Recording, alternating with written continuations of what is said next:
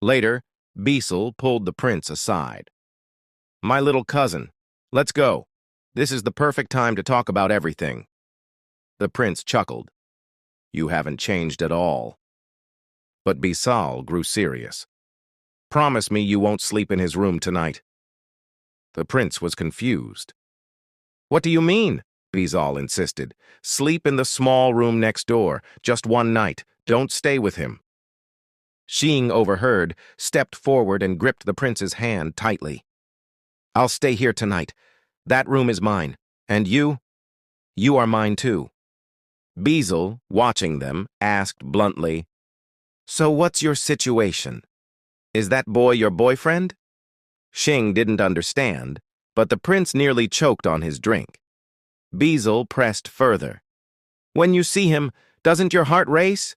Have you slept with him?" The prince coughed, embarrassed. Beezel teased. "Look at his strength, his muscles. Don't tell me you don't want him. His physical power is impressive. You'd enjoy it." The prince flushed red, unable to answer. Finally, the prince spoke from his heart. "Being with Shing is no game. I want to stay with him forever." Shing smiled. "Forever." Beezel laughed softly. "First love is precious like treasure, but no matter how far we chase it, it slips away like Krishna himself, always beyond reach." Later, Beezel suggested, "I've found a new game. Shall we play?" The prince, drunk, nodded. "All right." As Beezel wandered the halls, he muttered, "Why is it so quiet here? Should I go inside?" He opened the door slowly. Inside was his younger brother. "I need to meet him." The prince, drunk and vulnerable, had poured out all his feelings. Beezel had advised him that if he truly loved someone, there was nothing wrong in being close to them. He encouraged Shing to go to the prince. That night, the prince lay on his bed, murmuring, "Tonight I'll sleep here." He drifted off. Shing thought to himself, "Why is this boy like this? Still, I should check on him." He entered the room and froze. The prince, intoxicated, was half undressed, drinking, his posture almost seductive. Shing blushed deeply, his face burning red. He tried to cover him, fumbling with clothes and blankets, but his heart raced. "How can I do this? He's drunk. I should just carry him safely to bed." But then the prince suddenly pulled Shing close, whispering, "Stay with me." Shing's heartbeat thundered. The prince's belt loosened, his shirt falling open. Shing panicked. "This is worse than last time. I need to talk to him." The prince tugged him closer, smiling faintly. "Tell me, Shing, what do you feel?" Shing struggled to resist.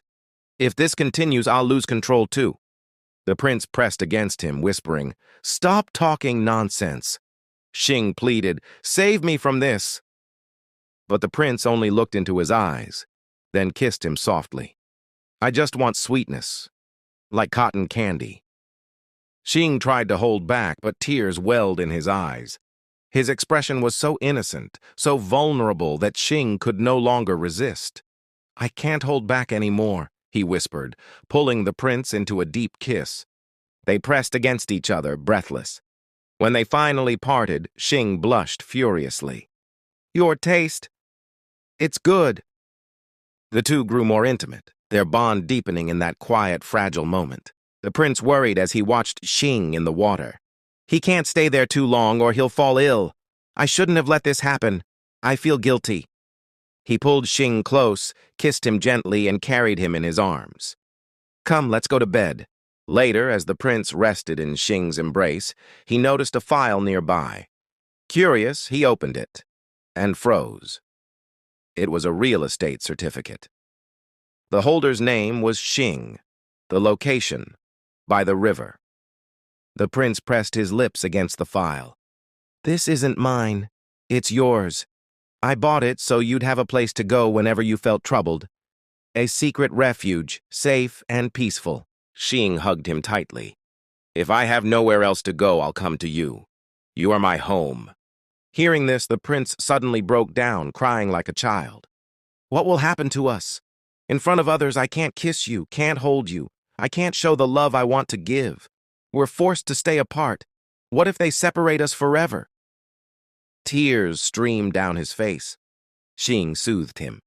We'll build a small secret house near the base. No one will disturb us. We'll live happily together. The prince smiled faintly, comforted, and carried Shing to bed. Soon after, a maid entered quietly. The queen was worried.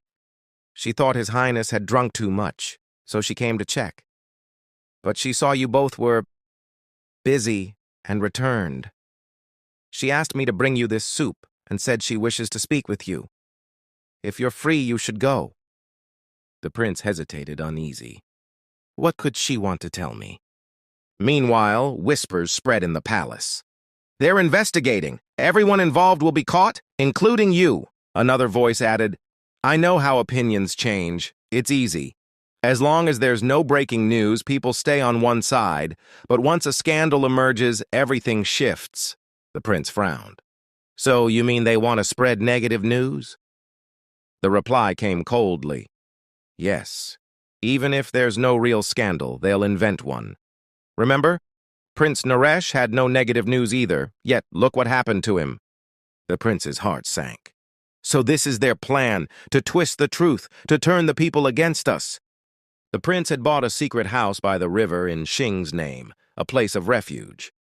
That morning, they shared a peaceful breakfast together.